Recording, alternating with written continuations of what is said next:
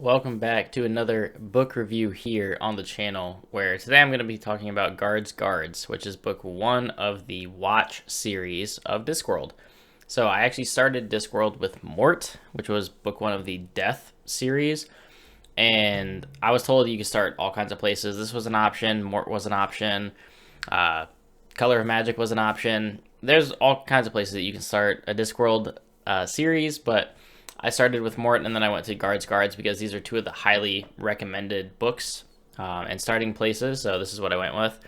And Guards is once again absolutely hilarious, and I'm loving Discworld so much so far because where Mort was a little bit more of like an isolated story, smaller cast, you're really focused on Mort himself, death, and then, one or two very, very minor characters. It's really just about those two. Guards, you have your main cast, but you also have a much more expanded side cast because you're in this big city of Ankh-Morpork, which is kind of like the main hub of this world, I guess, at least like this area of this world, where you have the patrician who's kind of like the ruler of it. But the way that this starts out, so basic plot information is, you're immediately introduced to Captain Vimes, who is the leader of the Watch. They are sort of a joke at this point. He is drunk constantly throughout this book. He's kind of just a joke at this point when you're introduced to his character, and he's sort of wandering around the city.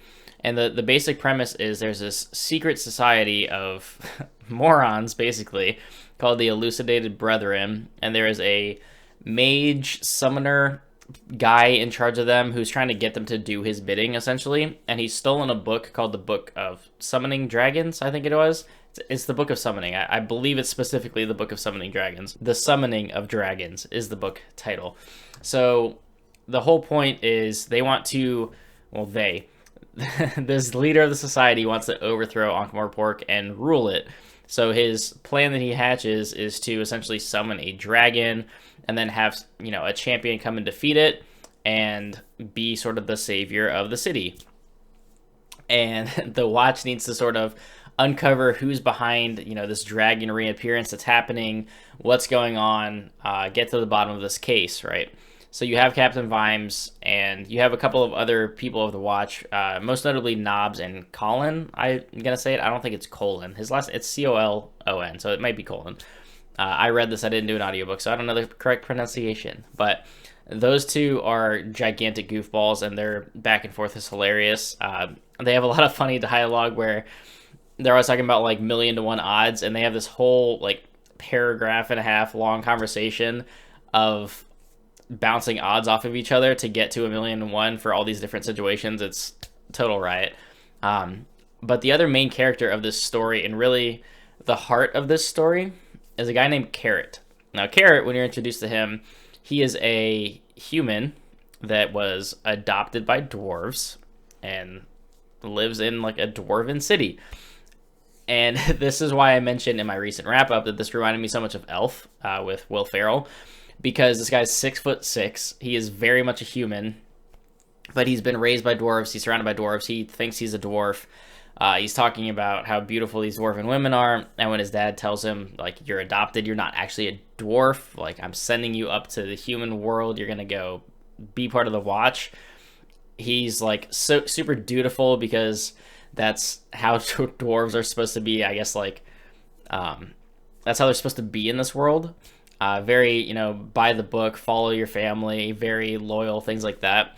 So when he goes to Ankh-Morpork to join the Watch, they're like, wait, you want to join the Watch? Like, we're a joke, right? Like, no one takes us seriously. Why do you want to be a part of this? He's like, no, because this is like a really good thing to do. Like, this is like a badge of honor that we should wear. And so he joins the Watch. They're a total mess. Basically, the entire city has been turned over to all these different guilds. One of the most notable ones is the Thieves Guild, and they kind of run things, so there's no law enforcement, really. The Watch doesn't do anything. They kind of just walk around at night and blow whistles and, say we're the Watch. They have, like, no real power. But Carrot, being himself, really wants to change that and thinks that, like, he needs to take this super serious. So he's reading all these old law books and uh, decrees and all these different things of like he's arresting people left and right. He's walking into bars. He walks into this dwarven bar and is just like mad at them all because they're dwarves, I guess, in this area are known to just be drunken brawlers essentially. And he's yelling at them in like this dwarven language saying like your mothers would be ashamed of you. Like, why are you all out doing this?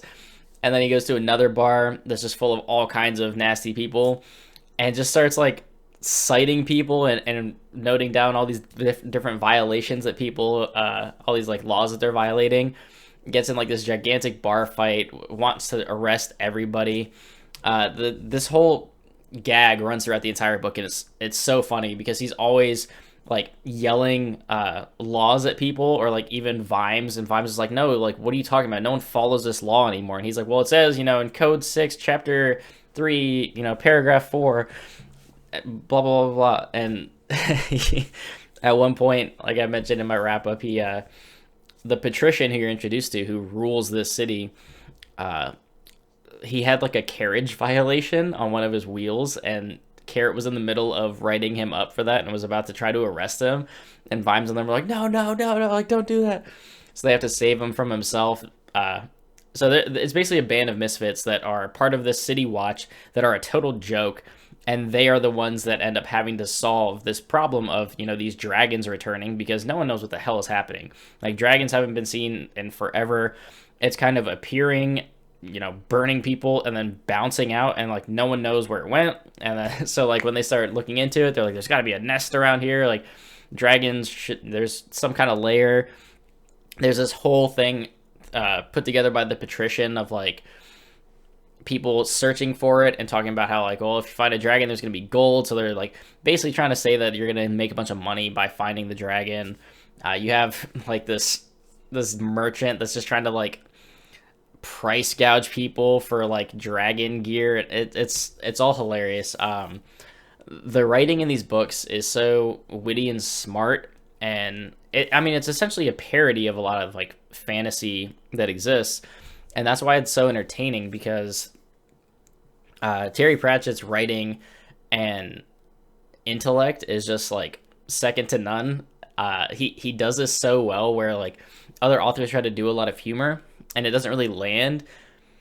Like, just the situations that Terry Pratchett has created in these novels is just absolutely fantastic, and the characters like are the central point of these and really make this thing go, and they really make these stories what they are. And that's kind of like why I love them so much, because like I said, when I read Mort, like Death is just such a great character. And then you come to Guards and you have Captain Vimes, who is funny, but he's also like depressing in a way, because he's just like so pathetic, and he's drunk all the time, and he's like writing notes and he's slurring his speech in his notes, so like that's always funny. Carrot's constantly writing back home to his dwarven parents, and he's always like, dearest mother, you know, so and so happened to be mean to me today, and like this is what I did at work today. And then he always like finishes the letters of like, give I forget the dwarven girl's name that he likes, but he's like, give her my best, like I hope she's doing well. So like, just that's just hilarious in itself. Pratchett, I don't know, again, he has like little footnotes at the bottom of a lot of these pages where just for whatever reason he'll define things or like explain what they are in the world, and it's, I don't know, the writing's so different than anything that I'm used to.